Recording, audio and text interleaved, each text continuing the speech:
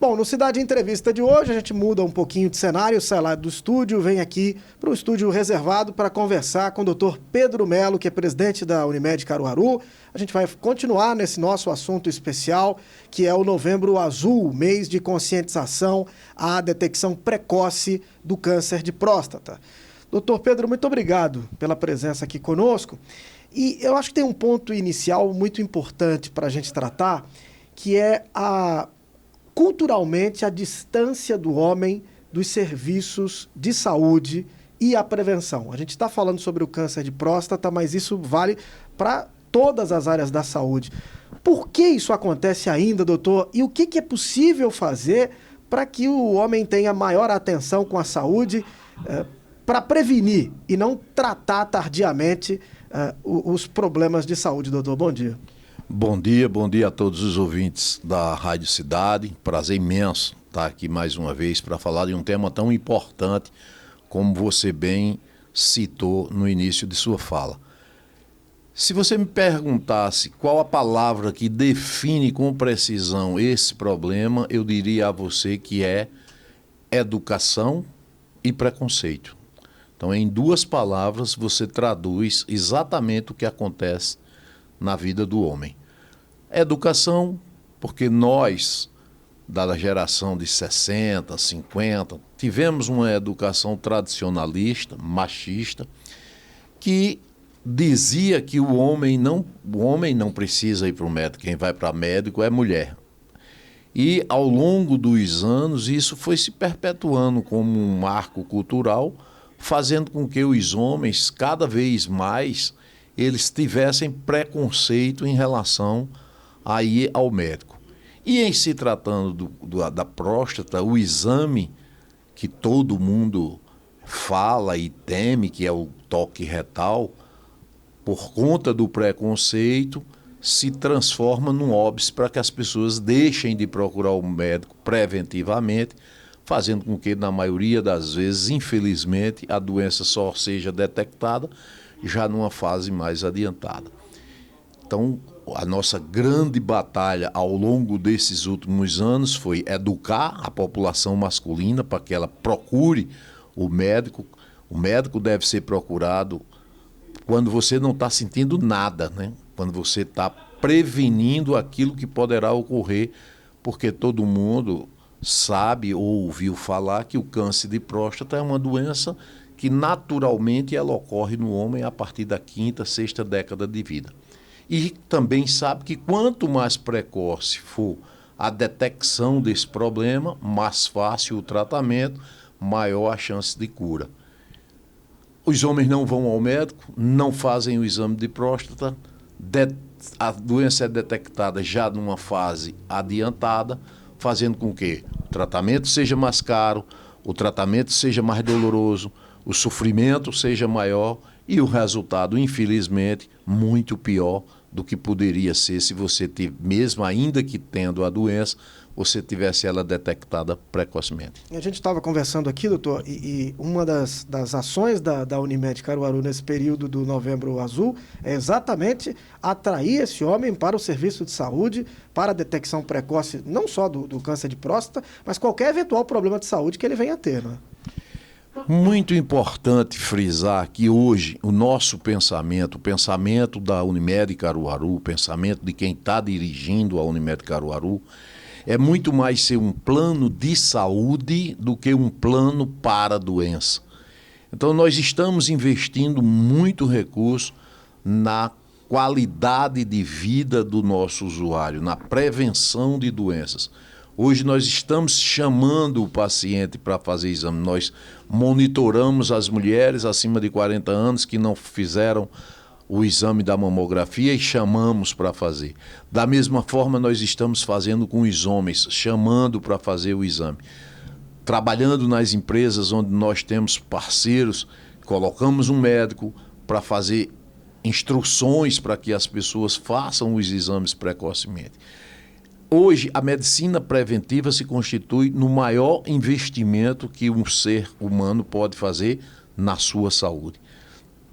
Prevenir a doença está provado economicamente que é muito mais barato do que tratar a doença. Prevenir a doença também está provado cientificamente que você tem um resultado muito melhor quando você detecta uma doença precocemente.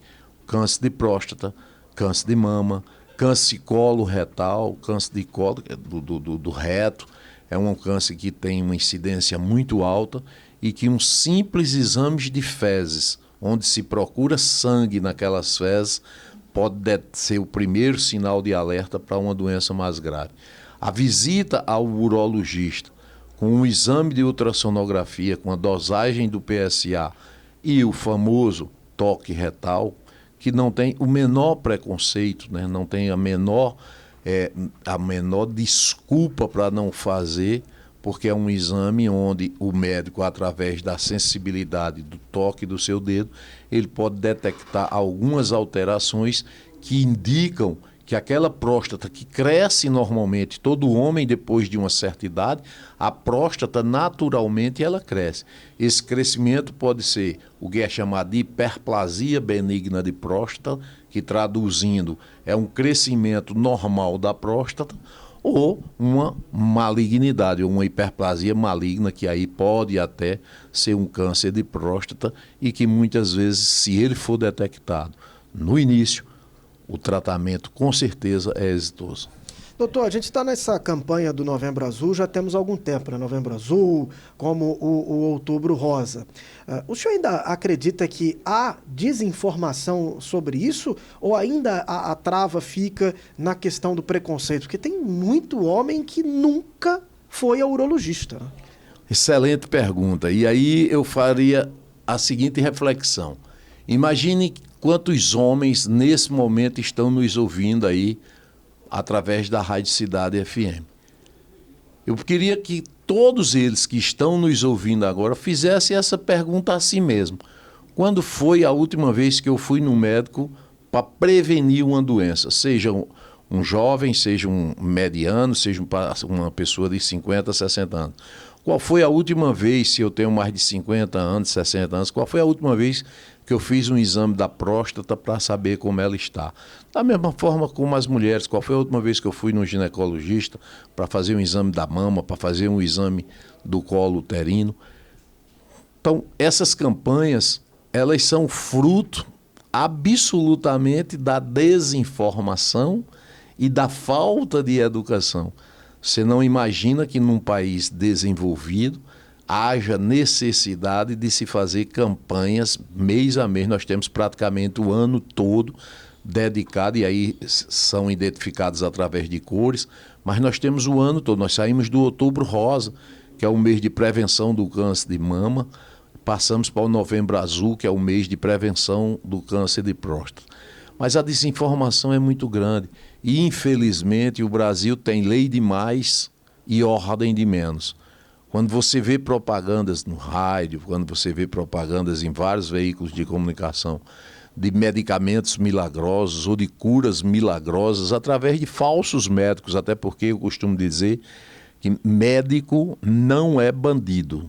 Existem bandidos que, infelizmente, conseguem ter um CRM para atuar como médico, mas um médico essencialmente é um cara que é nascido e treinado para salvar vidas. Na hora que um médico se presta ao papel de vender informação errada para uma população carente de educação, de comprar medicamentos que prometem uma cura que a gente sabe que é uma falácia, que é uma mentira, eu não considero e nem sou colega desse tipo de médico. Por conta disso, essas campanhas elas têm uma grande importância na população, exatamente porque é um mês onde a gente foca mais, onde a gente faz mais investimento em propagandas, em matérias educativas, exatamente para tentar diminuir essa distância entre a ignorância e o conhecimento. Além disso, hoje nós temos um fenômeno absolutamente predador, destrutivo da boa saúde e da boa educação, que são as mídias sociais irresponsáveis que, através de informações fake news, informações equivocadas, se multiplicam, né? Você hoje vê campanhas absurdas contra uma série de coisas cientificamente comprovadas como falsas e cientificamente provadas como verdadeiras, e que por conta dessa dicotomia, dessa divisão existente hoje no Brasil, muitas vezes se partidariza o conhecimento para beneficiar o time que eu torço, a ala que eu sigo. Isso é um grande desserviço para a população, que a gente tenta combater fazendo boas campanhas, fazendo investimentos em educação, investimentos em prevenção, para diminuir esse risco para a população. Doutor Pedro, vamos então contribuir aqui com informação de qualidade para as pessoas. Primeiro, para a gente entender o seguinte: quando a gente fala sobre câncer de próstata, tem algo sobre hábito de vida, algo sobre alimentação? As pessoas se perguntam sempre isso, né?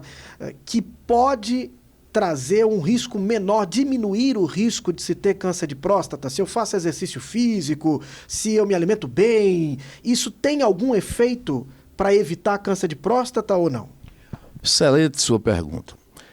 É muito comum você ouvir alguém falar assim: meu avô viveu 80 anos, comia carne todos os dias e nunca teve problema.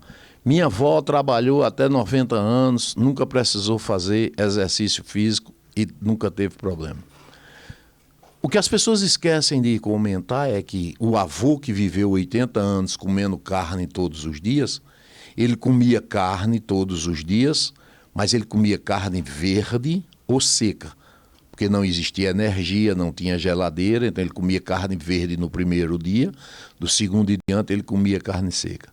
A avó que trabalhou até 96 anos, não precisava fazer educação física, não precisava fazer caminhada, não precisava fazer ginástica, porque a vida dela já era uma ginástica. Ela se acordava 4 horas da manhã, andava 1 ou 2 quilômetros para ir buscar água na cacimba, passava o dia em pé num fogão de lenha, cozinhando, lavando a roupa do marido, lavando a roupa dos filhos, limpando o mato do terreiro, botando comida para as galinhas, ou seja, ela passava um dia em atividade física.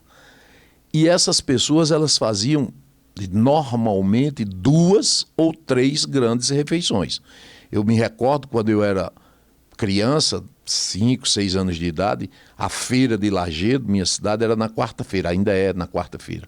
E meu avô morava numa cidade vizinha chamada Calçado, e ele vinha 10, 12 quilômetros de cavalo, chegava lá em casa 4, 5 horas da manhã, e naquele horário, o café da manhã na quarta-feira na minha casa já era o almoço.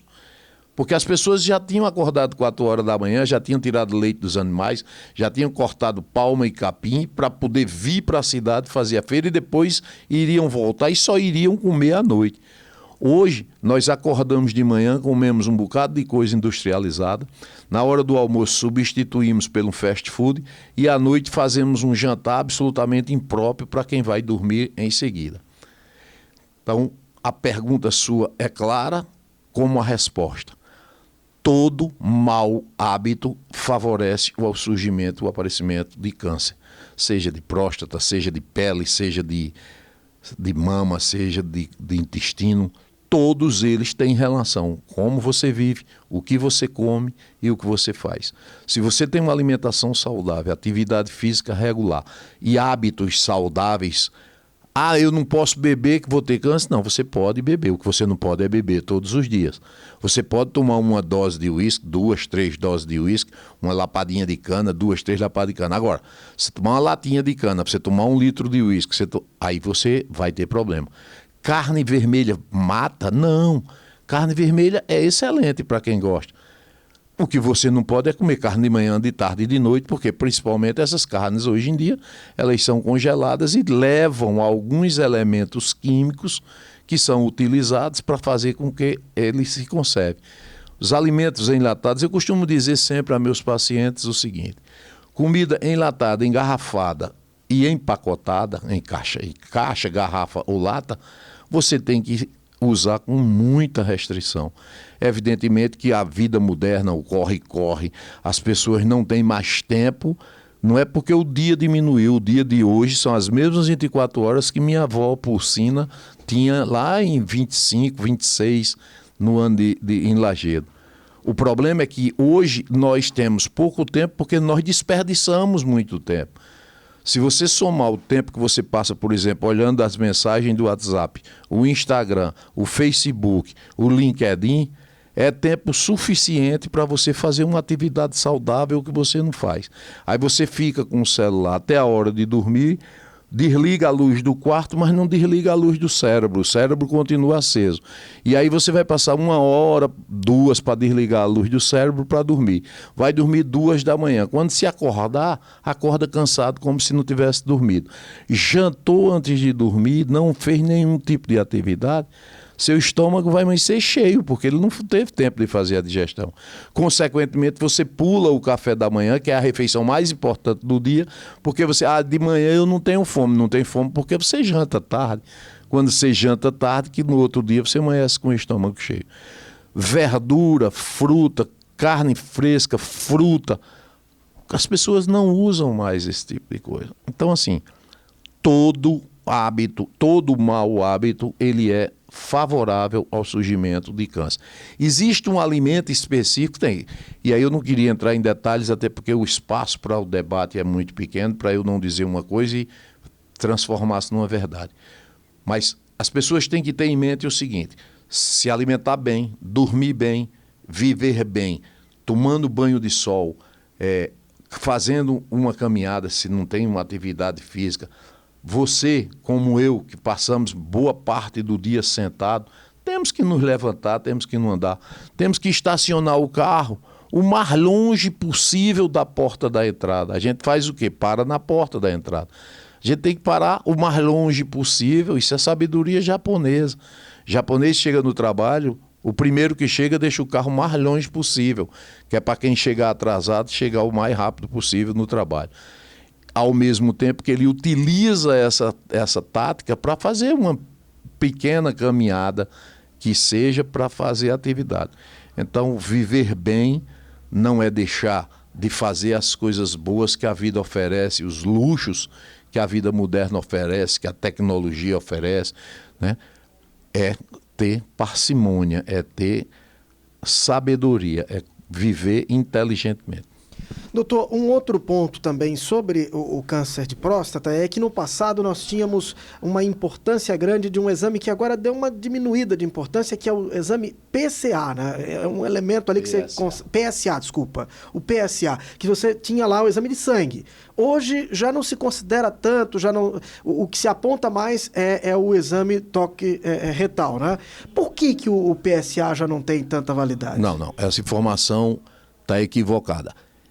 Não existe nenhuma diminuição da importância. O que existe, o que geralmente acontece na medicina, é que na medida que você vai evoluindo tecnologicamente, na medida que você descobre novos exames, os chamados marcadores, que são elementos químicos que em contato com determinados outros elementos no sangue, eles dão uma resposta muito mais fiel do que está acontecendo. Muitas vezes isso está acontecendo.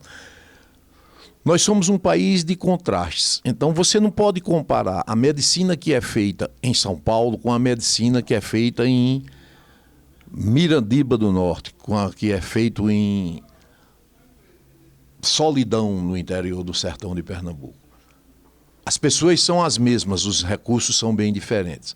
Então, cada exame ele tem a importância devida no momento e no lugar onde ele é utilizado. Ora, se eu tenho um exame, um marcador fantástico para detectar um câncer de próstata, mas naquele local onde o paciente está só existe o PSA continua sendo excelente para dar sinais de que as coisas não estão bem.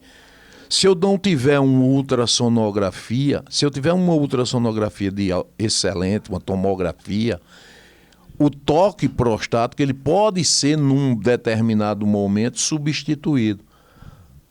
Ser substituído não significa ser eliminado. Então, não é porque você não faz uma vez que aquele exame deixou de ter mais ou menos importância. Depende da clínica do paciente, depende da história. Seu pai teve câncer, você precisa ser visto com outros olhos. Se sua família não tem nenhum registro de câncer, se as mulheres da família, vó, avó, mãe, tia, ninguém nunca teve um câncer de mama, você faz um exame de rotina normal. Se tem um câncer de mama, se tem uma repetição de vários cânceres de próstata na família, É óbvio que ao invés de você fazer exame com 50 anos, você deve começar com 40. Ao invés de fazer de 2 em 2 anos, você faz todo ano.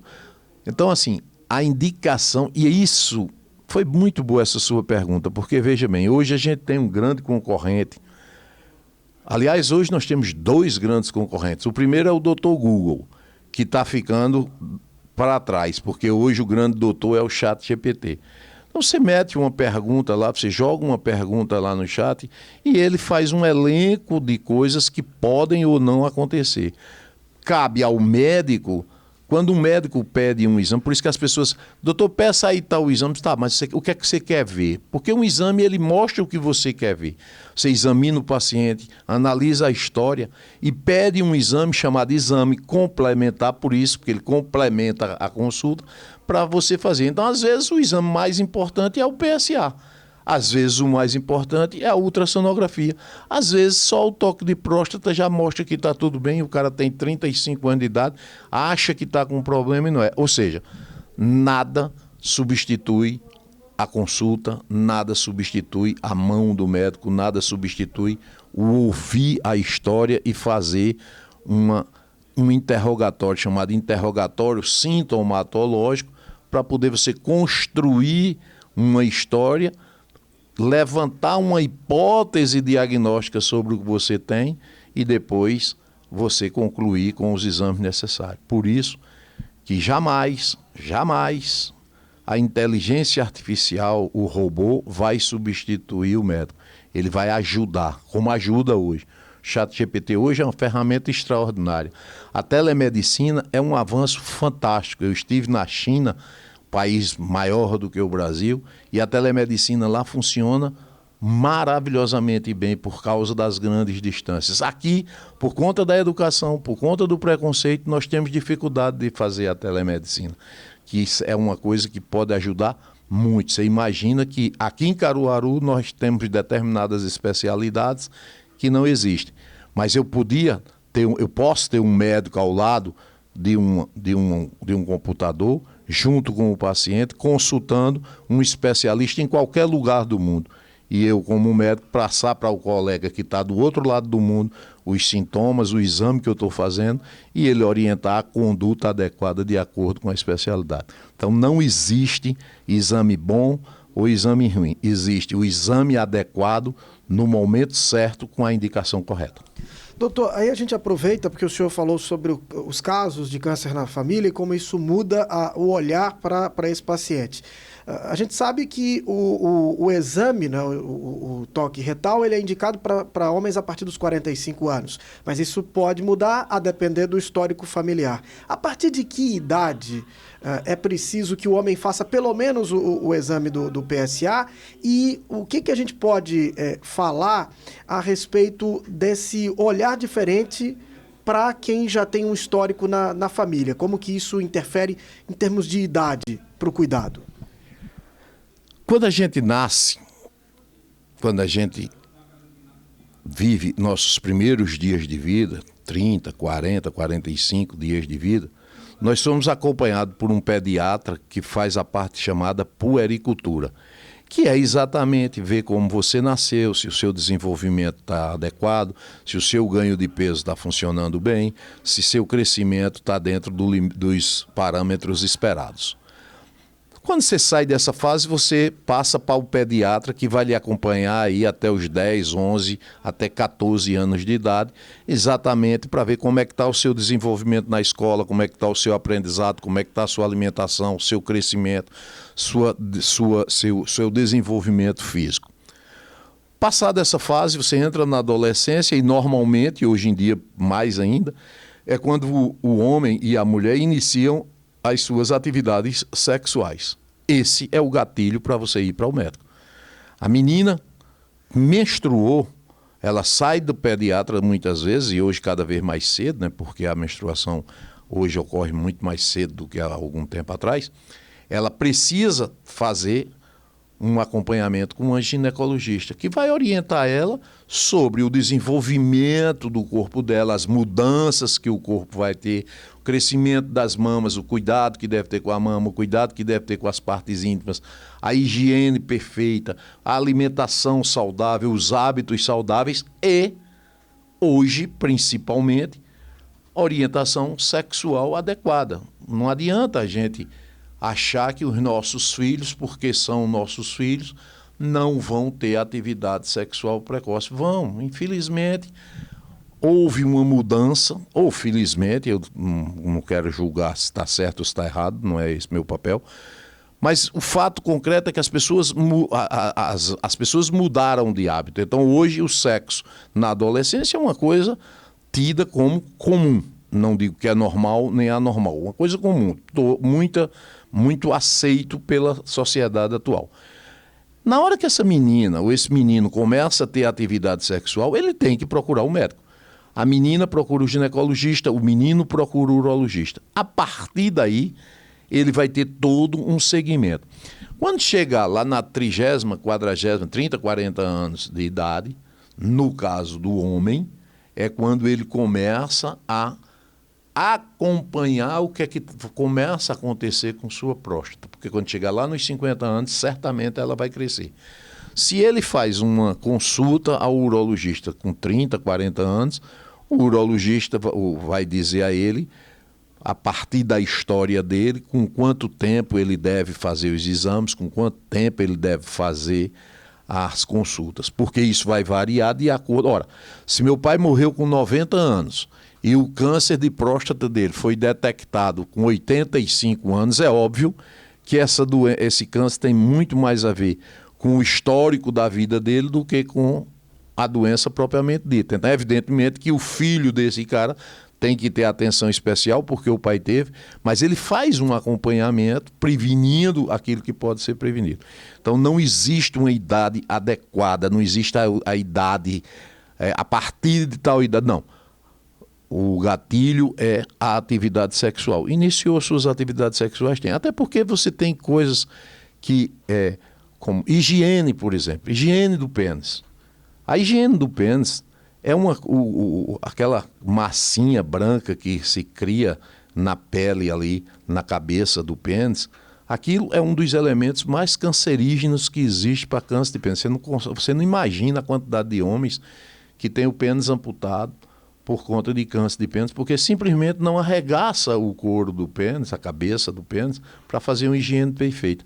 E às vezes até faz, veja que coisa incrível, o cara arregaça, ensaboa, volta o couro para frente, a pele para frente, e não enxágua. E aí aquele próprio sabão que fica ali armazenado, termina se transformando em esmegma, que é o nome daquela massinha branca, e isso pode levar a um câncer de pênis. Então veja que até a educação, até a higiene, ela é importante que você saiba fazer. O homem que tem a dificuldade de arregaçar o pênis, pode ser fimose, pode ser uma parafimose, pode ter um problema que muitas vezes o exercício que o pediatra ensina lá atrás pode resolver o problema. E muitas vezes a gente vê homens já na idade adulta, com o pênis absolutamente, com a pele hipertrofiada, quer dizer, que ela é maior do que deveria ser, e sem fazer nenhum cuidado, simplesmente porque nunca foi no médico, nunca foi examinado.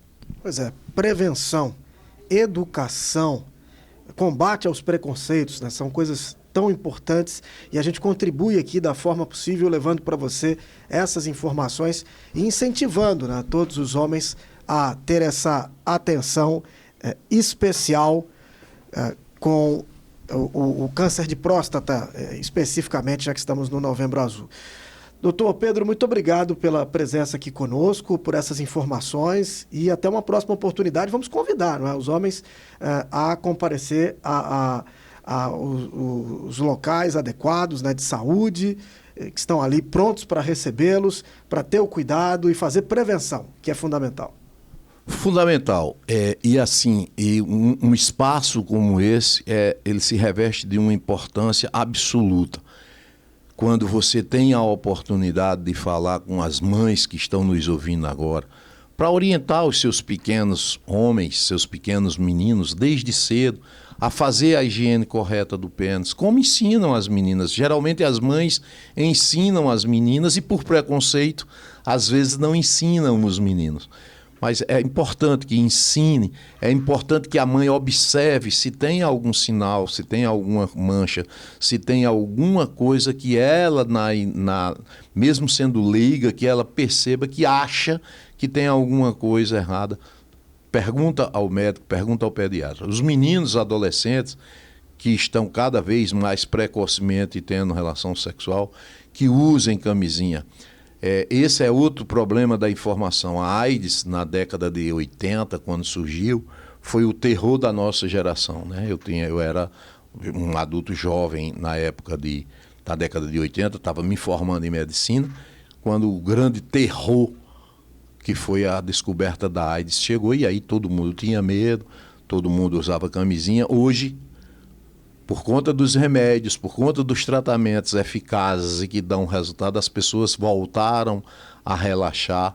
Então, hoje é muito comum as pessoas terem relação desprotegidos, e aí o número de doença sexualmente transmissível aumenta, o número de AIDS está aumentando e o câncer de próstata. Não é que isso determine, mas isso é um fator que agrava e aumenta a possibilidade de ocorrer. Portanto, fica aqui o meu agradecimento a você, o agradecimento à Rádio Cidade, agradecer aos ouvintes que estão nos ouvindo, agradecer aos usuários da Unimed, saudar todos os homens de Caruaru, de Pernambuco, do Brasil, e dizer que chega de preconceito, chega de falta de informação correta, chega de se tratar pelo WhatsApp, pelo Instagram ou pelo Facebook. Procure o posto de saúde, procure o médico, faça a sua prevenção, porque o câncer não tem cura, mas tem como evitar. A grande maioria hoje pode ser evitada a partir de uma simples prevenção, de um simples cuidado, de um hábito de vida saudável. Dr. Pedro Melo, presidente da Unimed, conversou conosco aqui nesse programa especial no Cidade Entrevista sobre o Novembro Azul. Bom, muito obrigado pela companhia, pela sua audiência. Continue conosco aqui na cidade. Tá chegando Vai Pedir o Quê? Na segunda-feira estamos de volta, Renata Torres e eu, com Manhã Cidade. Bom fim de semana. Até segunda.